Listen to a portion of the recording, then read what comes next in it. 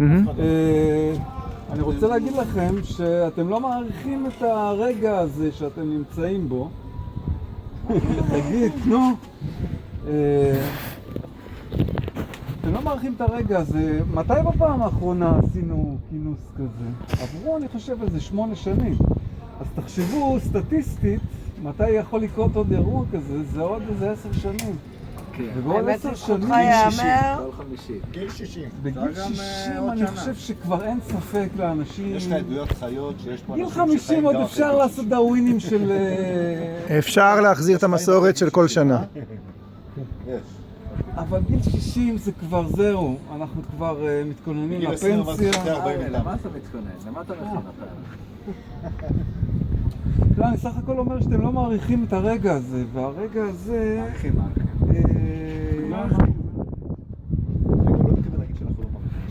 בואו תשמעו איך אני אומר. אני הייתי רוצה, אתם הרי כולכם חילוניים, נכון?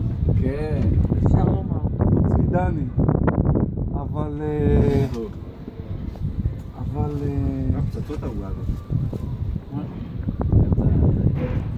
אתם חילוניים, ואני אמרתי פה כמה טיעונים. אני חושב שלא שמעתי תשובה על הטיעונים האלה. אני אמרתי שאנחנו עם סטטיסטי. הרי מה, הכל זה סטטיסטיקה, נכון? מה שהולך טוב, הראש ממשלה, הדמוקרטיה, הכל זה עניין של הרוב קובע. עכשיו, אני אומר, תסתכלו קצת על התמונה מהלוויין ותראו כמה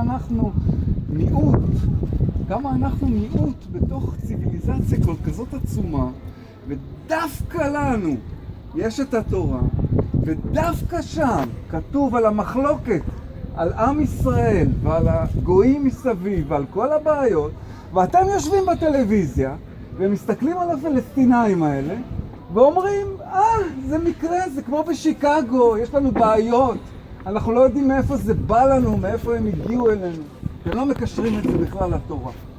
ואני רסמי לא מבין את זה. אני מנסה לשחזר את עצמי כחילוני שחשב והיה רואה את אריה עכשיו מדבר אליו. לא יודע איך הייתי מגיב, אבל לפחות מנקודת המבט שלי כרגע זה אבסורד.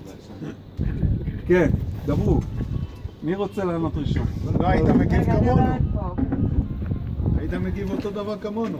כן, מעניין. יאללה, עוד איזה סרט מעניין, ויגמר עוד רבע שעה. נלך הביתה, ויאללה, קודם נעשה כל אני לא מבין איך אתם מרשים שיהיה פה כזה שלט של בנק לאומי בתוך מירפות. אתה רואה פה את השלט הזה? בנק לאומי.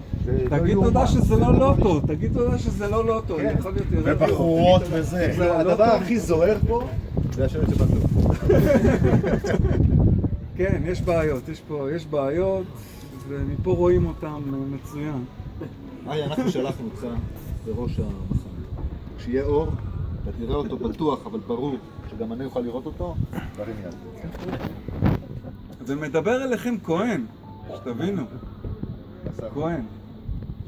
כהן זה לא פשוט, זה לא עוד אחד מישראל שקורא את התורה. אחד שאוכל על האש שנותנים לו. כהן זה משבט לוי, ומתוך שבט לוי יש את הכהנים, שלהם יש עבודה מאוד מיוחדת בבית המקדש, ויושב פה בן אדם חילוני. זה אני שמעלה את הזבח. כן, הנה אנחנו עשינו קצת, כן, יש עניין טוב, נגד קורבנות זה לעשות אותו על האש. בחצי הדרך אנחנו עושים את הדברים, אבל אנחנו גם אוכלים. אתם לא עניתם לשאלה שלי, אני כבר שאלתי אותה, ועכשיו אנחנו סתם מתברברים. מה השאלה? מה השאלה? יש עוד תסתכל מסביבך, יש עוד כמה... איך אתם לא אומות מבינים שנמצאים שמבחינה סטטיסטית חובתכם ללמוד את התורה? מבחינה סטטיסטית. אפשר לדבר שאלה של כן כן, ולא. דני, תן לדני. אני רוצה לענות. קודם כל אני חושב, אני לא מכיר את כולם, אבל איך שאני שמעתי וראיתי והתרשמתי, כולם יודעים את התורה. כולם, זה ציטט, כולם יודעים. אז קודם כל, באופן סטטיסטי, מעל 85% זה סטטיסטי מתקבל שכולם פה יודעים.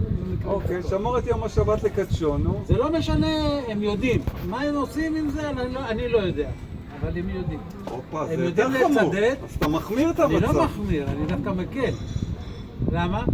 כי ידיעה ולא עושים, אז הם יודעים למה לא. ככה ככה הם היו לא עושים, והם לא עושים, זה יותר גרוע. בורות. אנחנו לא מדברים על בורות. תקשיב, מה הכלל הראשון בתורה? מדברים על משהו אמר רבי עקיבא, משהו כמו נדמה לי ואהבת לרעך. נכון. אז עכשיו בוא, תורה באה באהבה. אם היא לא תבוא באהבה, היא לא תבוא. אינטרסים, אתה רוצה שזה לא יהיה אמרתי, נחמד? לא. חזרנו לתורת האינטרסים, תורה באה באהבה. כל דבר שאתה רוצה להעביר, רק באהבה. כתוב בתורה ששלוש מתנות נתן הקדוש ברוך הוא לישראל ושלושתם נתן על ידי איסורים. ואלו הן ארץ ישראל, התורה ועולם הבא. על ידי איסורים.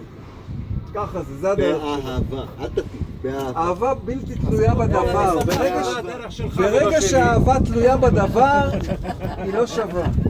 מה הוא אמר?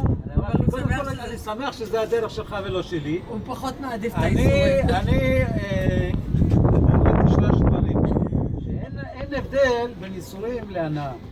יש אחד שנהנה מאיסורים מזוכיסט. אז תראה מה. אני את אותם שלושה דברים קיבלתי בהנאה.